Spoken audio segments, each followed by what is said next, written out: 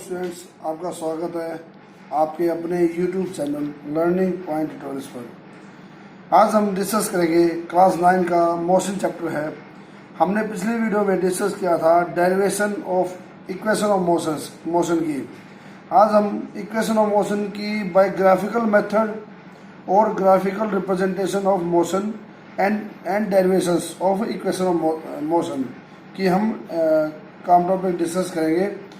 इसमें हम देखेंगे एक तो मोशन को रिप्रेजेंट करना बाय ग्राफिकल मेथड्स और ग्राफ्स के द्वारा इक्वेशन ऑफ मोशंस को निकालना। तो आइए हम स्टार्ट करते हैं अपना topic graphical representation of motion, जिसमें हम सबसे पहले देखते हैं distance time graph. Distance time graph इसमें हम देखते हैं कि हम डिस्टेंस लेते हैं एक्स एक्सिस पे और टाइम लेते हैं हम वाई एक्सिस पर। सॉरी, ये डिस्टेंस हो गया हमारा वाई एक्सिस पे और टाइम हो गया हमारा एक्स एक्सिस पर। अगर ये लाइन अगर ये स्ट्रेट लाइन आती है तो हम कहते हैं कि हमारा मोशन यूनिफॉर्म मोशन है। हमारा मोशन यूनिफॉर्म मोशन है या ये यूनिफॉर्म स्पीड का ग्राफ है, जिसमें इक्वल इंटरवल्स ऑफ टाइम में इक्वल डिस्टेंस ट्रेवल्ड है। तो ये हमारा ग्राफ हो जाएगा डिस्टेंस टाइम ग्राफ। ये डिनोट करेगा, ये शो करेगा हमारा यूनिफॉर्म मोशन।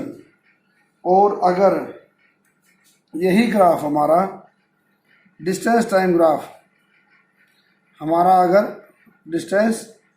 ग्राफ अगर हमारा एक पैराबोलिक नेचर में है तो ये हो जाएगा हमारा नॉन यूनिफॉर्म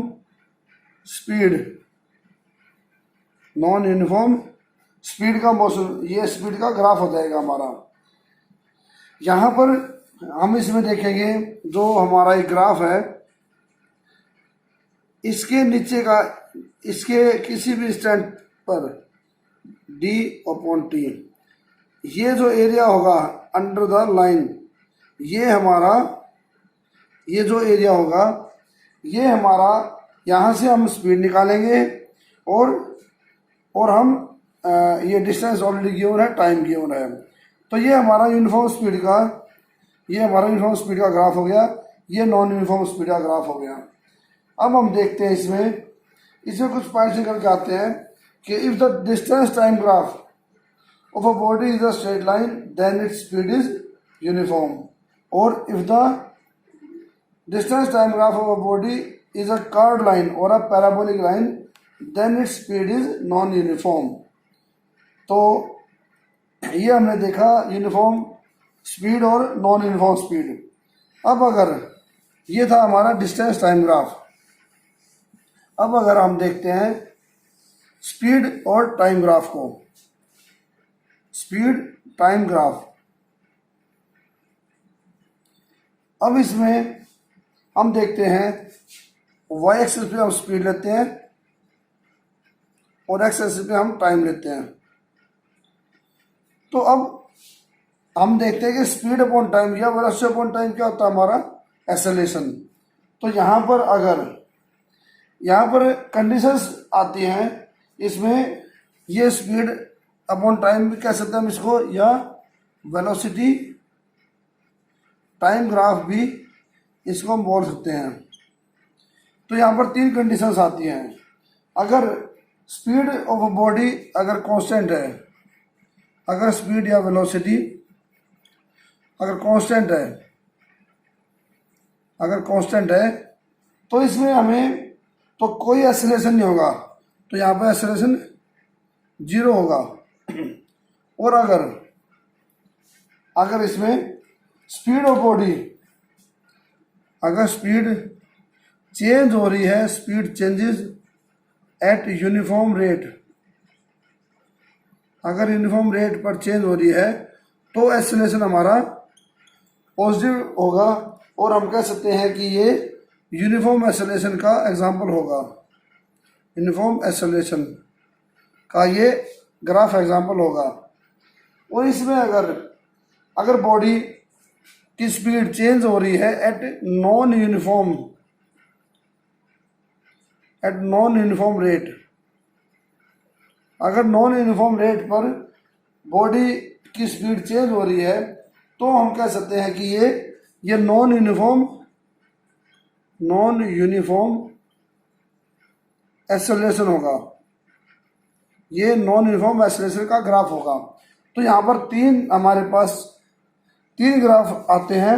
अगर स्पीड में कोई चेंज नहीं है, कांस्टेंट स्पीड है, तो एक्सेलरेशन 0 होगा, और अगर चेंज एट यूनिफॉर्म रेट है तो यूनिफॉर्म एक्सेलरेशन होगा, और अगर नॉन यूनिफॉर्म रेट से चेंज हो रहा है स्पीड टाइम के साथ, ये कैसे होगा? ये होगा जब इक्वल इंटरवल्स में स्पीड जो चेंज हो रही है वो अनइक्वल रेट पे हो रही है, या हम कह सकते हैं कि जब इक्वल इंटरवल्स ऑफ टाइम, जो टाइम गैप है वो हमारा इक्वल है और उसके अंदर जो स्पीड चेंज हो रही है वो अनइक्वल रेट से चेंज हो रही है, तो वो एग्जांपल होगा नॉन यूनिफॉर्म एक्सेलरेशन का।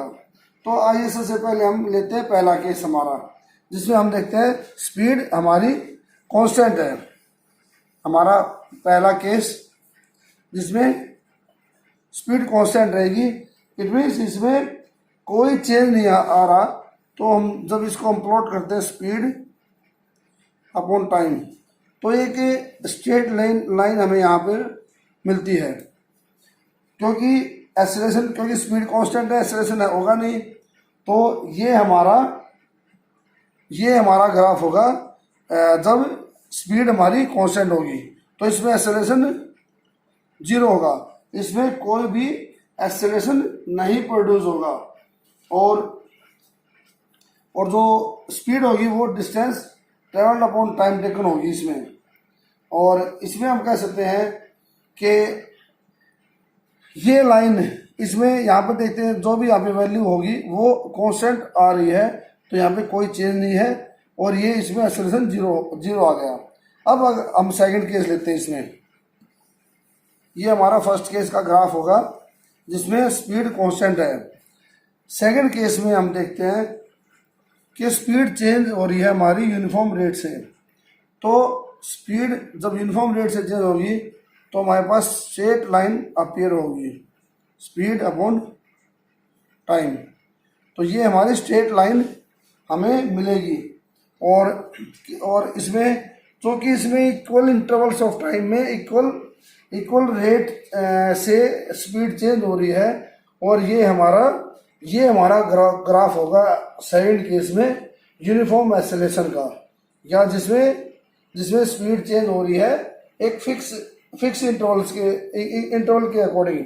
इसमें एक केस और हम इसमें बना सकते हैं इसी का पार्ट, जिसमें जो स्पीड है वो अगर इक्वल रेट से घट रही हो, अगर इक्वल रेट से वो डिक्रीज हो रही हो, तो भी ये यूनिफॉर्म एक्सेलरेशन का ही एग्जांपल होगा, बट इन नेगेटिव केस, तो एक्सेलरेशन इसमें नेगेटिव रेट से होगा, जिसको हम नाम देते हैं रिटार्डेशन या डी एक्सेलरेशन। ये डी एक्सेलरेशन होगा, ये हमारा नेगेटिव में होगा, ये हमारा नेगेटिव में ग्राफ होगा, ये हमारा पॉजिटिव में होगा। अब हम बात करते हैं थर्ड केस की। थर्ड केस में हम देखते हैं नॉन यूनिफॉर्म। अब चूंकि आपको पता है कि नॉन यूनिफॉर्म जो केस है हमारा, वो स्ट्रेट लाइन ना होके वो पैराबोलिक या ओब्लिक लाइन होगी, जिसमें स्पीड और टाइम ये हमारा होगा नॉन यूनिफॉर्म एक्सेलरेशन का ग्राफ होगा, ये हमारा नॉन यूनिफॉर्म एक्सेलरेशन का ग्राफ होगा। अब एक केस और इसमें हम बना सकते हैं, या इसमें हम ऐड कर सकते हैं, जब हमारी इनिशियल वेलोसिटी 0 ना हो। सपोज हमारी इनिशियल वेलोसिटी 0 नहीं है, तो उस केस में हम कह सकते हैं ये स्पीड, ये टाइम, अगर हमारी कुछ इनिशियल वेलोसिटी है तो ये ग्राफ हमें मिलेगा in case of uniform acceleration motion, क्योंकि यहाँ पे स्ट्रेट लाइन हमें मिल रही है, हम स्ट्रेट लाइन ऑब्जर्व कर रहे हैं, तो जो इंक्रीज है वो सेकंड केस में ही होगा वो, और ये ग्राफ सेकंड केस के अंदर ही हम इसको रख सकते हैं। लेकिन यहाँ पर इनिशियल वेलोसिटी हमारी 0 नहीं है। तो ये हमारी इनिशियल वेलोसिटी होगी, और किसी भी इंस्टेंट पर जो हम टाइम इंस्टेंट का कोऑर्डिनेट निकालेंगे तो वो हमारी फाइनल वेलोसिटी हो जाएगी। तो जैसे यहाँ पर टी डैश पे ये हमारी फाइनल वेलोसिटी है, ये v हो जाएगी हमारी, और ये u हो जाएगी। तो यहाँ पे जो डिस्टेंस ट्रेवल्ड होगा, वो जो डिस्टेंस ट्रेवल हम निकालेंगे वो एरिया ऑफ ट्रेपीजियम होगा, जिसको हम कह सकते हैं ओ ए बी और T dash, O A B और टी डैश।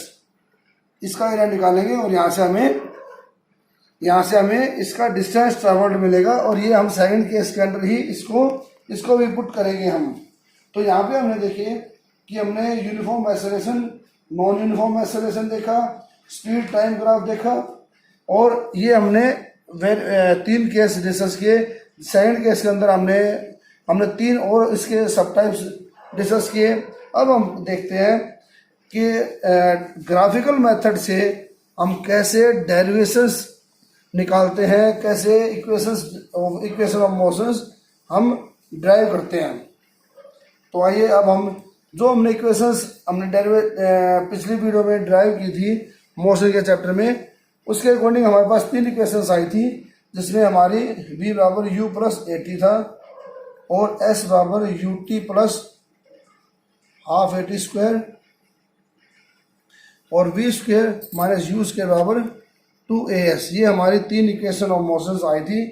आइए अब हम इनको ग्राफिकल मेथड से निकालेंगे, और ये बड़ा ही सिंपल तरीके से हम इसको ड्राइव करेंगे, जिसमें हम देखते हैं, सपोज ये हमारा एक ग्राफ है, स्पीड टाइम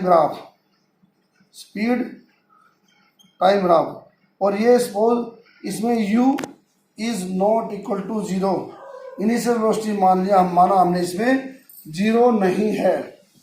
तो उस केस में हम देखते हैं कि ये जो है हमारा, ये जो केस है, इसमें सपोज ये हमारी होगी फाइनल वेलोसिटी, ये हमारी फाइनल वेलोसिटी है, ये o हो गया हमारा, और इसमें हम नाम देते हैं a, इनिशियल वेलोसिटी ओ ए हमारी इनिशियल वेलोसिटी होगी, और यहाँ पर हम देखते हैं ये हमने b और c। सपोज ये हमने इनको मार्किंग की। अब हमारी फर्स्ट इक्वेशन ऑफ मोशन हमारी क्या कहती है कि जो एक्सेलरेशन होता है वो हमारा चेंज इन वेलोसिटी होता है अपॉन टाइम टेकन। अब ये हमारा v है और ये हमारा u है। तो जब हम इसको यहाँ पर पैरेलल लाइन खींचते हैं, तो जो हमारा OA होता है, OA इक्वल्स टू होता है, यहाँ पे सपोज D लिखते हैं हम, बराबर DC। जो हमारा OA होता है वही हमारा CD या DC, वही हमारा CD के इक्वल होता है। तो ये U है, तो ये भी हमारा U है, और पूरा जो C से लेकर B तक का जो डिस्टेंस है, जो C से लेकर B तक का डिस्टेंस वो V है। तो यहाँ पर और जो A से लेकर D वो इक्वल टू है A से लेकर जो D है वो इक्वल है हमारा OT। तो और सॉरी OC इक्वल्स टू है T। तो हमारा AD आ गया T के बराबर, AD आ गया हमारा T के बराबर, और ये OA हमारा है U के बराबर। तो ये सिंपल सी बातें हैं। ये हमारा U हो गया, तो इसके इक्वल, और पहले होने के कारण ये साइड भी हमारी U हो गई, और ये T थी, तो ये साइड भी हमारी T होगी। अब हम देखते हैं ये जो वैल्यूज हम जो पुट करते हैं, या हम कह सकते हैं कि जो हम वैल्यूज पुट करने के बाद हम देखेंगे कि जो एक्सेलरेशन होता है हमारा वो स्लोप होता है। ये जो एक्सेलरेशन है हमारा ये स्लोप है। तो यहाँ पे एक्सेलरेशन हो जाएगा हमारा AB upon AD, AB upon AD, और AB क्या है हमारा, ये इसमें तो इसमें हम देखते हैं कि जो स्लोप होता है, जो स्लोप हमारा ए बी, और वो एक्सेलरेशन देगा। अब स्लोप क्या होता है हमारा, ये होगा हमारा B D upon A D, B D upon A D. और बी डी है हमारा, बी डी क्या है हमारा, पूरा वी था और यहाँ तक यू है, तो ये हो गया हमारा बी डी बराबर है, बी डी होगा हमारा B C minus C D upon A D. और बी सी क्या है हमारा वी, और सी डी है हमारा यू, और ए डी है हमारा टी, जो कि इक्वल्स टू होगा हमारा ए।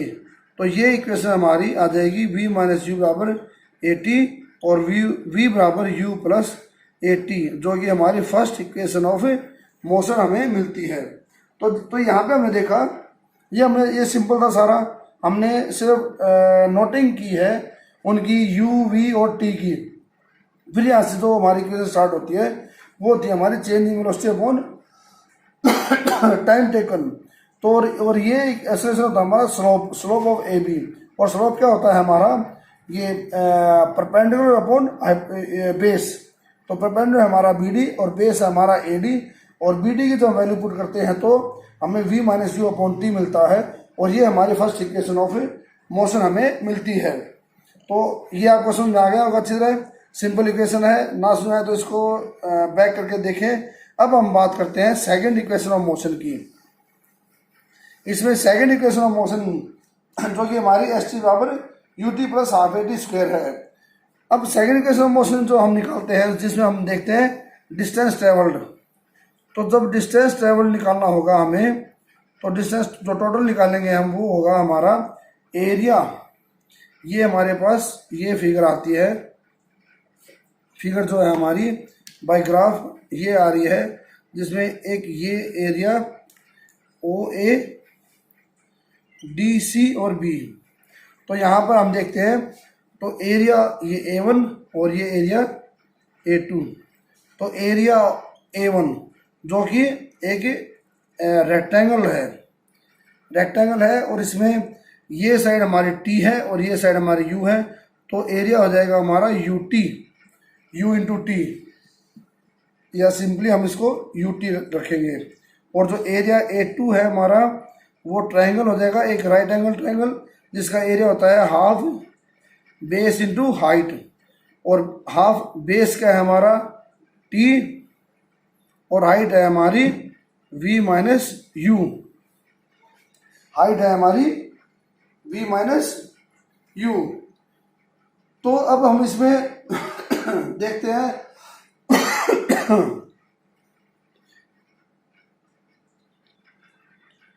तो ये है हमारी v माइनस यू, और हमने देखा था पिछली इक्वेशन में v बराबर है u प्लस ए टी, तो v माइनस यू बराबर है ए टी। तो यहाँ से v माइनस यू हो गया हमारा ए टी, तो ये इक्वेशन होगी हमारी half T into A T, ये ए टी जो कि हमारी सॉल्व हो गए हाफ ए टी स्क्वायर आ जाएगी। तो जब हम टोटल एरिया की बात करेंगे A1 प्लस A2 जो कि डिस्टेंस ट्रेवल्ड आएगा हमारा, तो जब हम इसको जोड़ेंगे तो जो S आता है हमारा टोटल डिस्टेंस, S बराबर है डिस्टेंस, S है हमारा सिंबल डिस्टेंस के लिए, तो S आ गया हमारा A1 प्लस A2, और A1 है हमारा UT और प्लस यह है हाफ ए टी स्क्वायर। तो सेकेंड इक्वेशन ऑफ मोशन हमारी आती है S equal to U T plus half A T square, जो कि आपने देखा काफ़ी सिंपल थी। मैं इसको दोबारा समझा रहा हूँ। जो ग्राफ था हमारा, ग्राफ में हमने इसको दो एरिया में बांट लिया, या हम इसको ट्रेपेजियम का एरिया भी निकाल सकते हैं, चाहे तो आप इसको सीधा ट्रेपेजियम के एरिया से निकाल सकते हैं, या इसको डिवाइड करके A1 A2 जो कि ये आ गया हमारा रेक्टेंगल का और ये ट्राइंगल का। तो रेक्टेंगल का हमारा आ गया एरिया यूटी और ट्रायंगल का आ गया हमारा हाफ ए टी स्क्वायर। इनको जोड़ने से हमें टोटल डिस्टेंस ट्रेवल एस बराबर UT plus half A T square second equation of motion हमें इजीली मिलती है। तो आप ये समझ गए सेकेंड इक्वेशन ऑफ मोशन भी आपको आ गई इसी ग्राफ से। अब हम बात करते हैं थर्ड इक्वेशन ऑफ मोशन की, जो कि हमारी वी स्क्वेयर बराबर यू स्क्वेयर प्लस 2as है। तो आइए अब हम थर्ड इक्वेशन ऑफ मोशन की बात करते हैं। इसके लिए हम देखते हैं डिस्टेंस ट्रेवल। अगर हम इसको इकट्ठा लेके चलते हैं तो ये होता है डिस्टेंस ट्रेवल है एरिया ऑफ ट्रेपेजियम OABC। ये एरिया है OABC का, जो कि ट्रेपेजियम है। और इसमें हम देखते हैं एरिया ऑफ ट्रेपेजियम क्या होता है। एरिया या यहाँ पे डिस्टेंस एरिया होता है हमारा sum of parallel sides into height by 2। अब सम ऑफ पैरेलल साइड्स क्या है, एक तो ये साइड पैरेलल है और ये साइड हमारी U और ये है हमारी पूरी V। तो यहाँ पे हम देखते हैं जो हमारी साइड है OA plus BC by 2 into height है हमारी, ये हाइट है हमारी OC या AD। तो OC होगी हमारी हाइट। तो यहाँ पर हम देखते हैं जब हम वैल्यूज पुट करते हैं, ये हमारी वैल्यू है OA की वैल्यू है हमारी U और BC है हमारा V। तो इसको वैल्यू रखने पर U plus V by 2 into OC, तो ये आती है हमारी OC। और ये OC क्या है हमारी, OC है टाइम। तो यहाँ से हमारी एक और बनती है इक्वेशन T बराबर है V minus U by A। तो हम इसका यूज करेंगे यहाँ पर हम इसका यूज करेंगे। तो OC, तो ये हमारी इक्वेशन बनती है U plus V by 2 into V minus U by A। अब चूंकि आपको ये फॉर्मूला आता है, जब ये formula A plus B into A minus B equal to A square minus B square, ये हम फॉर्मूला यहाँ पे यूज करेंगे। तो ये आती है हमारी इक्वेशन S बराबर V square minus U square by 2A, और जो कि इक्वेट करने के बाद आती है हमारी V square minus U square बराबर 2AS, जो कि हमारी थर्ड इक्वेशन ऑफ मोशन आती है। तो यहाँ से हमने देखा कि हमारी ये तीन इक्वेशन, जो थ्री इक्वेशन ऑफ मोशंस थी हमारी, V बराबर U प्लस 18, S बराबर UT plus half at square और V square minus U square बराबर 2AS। तो यहाँ पे जो थर्ड इक्वेशन ऑफ मोशन हमने निकाली वो उसको मैं रिपीट कर रहा हूँ। यहाँ पे हम ट्रेपेजियम का एरिया निकालेंगे, जिसे हम पैरेलल साइड्स का सम लेते हैं इनटू हाइट बाय 2, और पैरेलल साइड्स होगी हमारी U और V और इनटू, और ये हाइट जो कि टाइम T के इक्वल है, टाइम T के इक्वल्स है। और टाइम T का फॉर्मूला हम फर्स्ट इक्वेशन से निकालते हैं, वो आता है V minus U by A, और उसको वैल्यू में रखने के बाद हम यहाँ पे फॉर्मूला लगाते हैं मैथ का A square minus B square, जो कि वैल्यू रखने के बाद हमारा ये फॉर्मूला आता है। तो मैं ये समझता हूँ कि आपको आज ग्राफिकल मेथड्स, तो आज हमने इस वीडियो में हमने देखा एक तो ग्राफिकल मेथड रिप्रेजेंटेशन की, जिसमें हमने मोशन को रिप्रेजेंट करने के ग्राफ्स देखे। इसमें हमने देखा एक तो ग्राफिकल मेथड मोशन को रिप्रेजेंट करने का, और ग्राफिकल मेथड से डेरिवेशंस हमने इस वीडियो में देखी। तो मैं उम्मीद करता हूँ कि आपको वीडियो अच्छी लगी होगी और टॉपिक आपको अच्छी तरह समझ में आया होगा। अगर आपको वीडियो अच्छी लगी तो इसको लाइक, शेयर और चैनल को सब्सक्राइब करें। थैंक्स।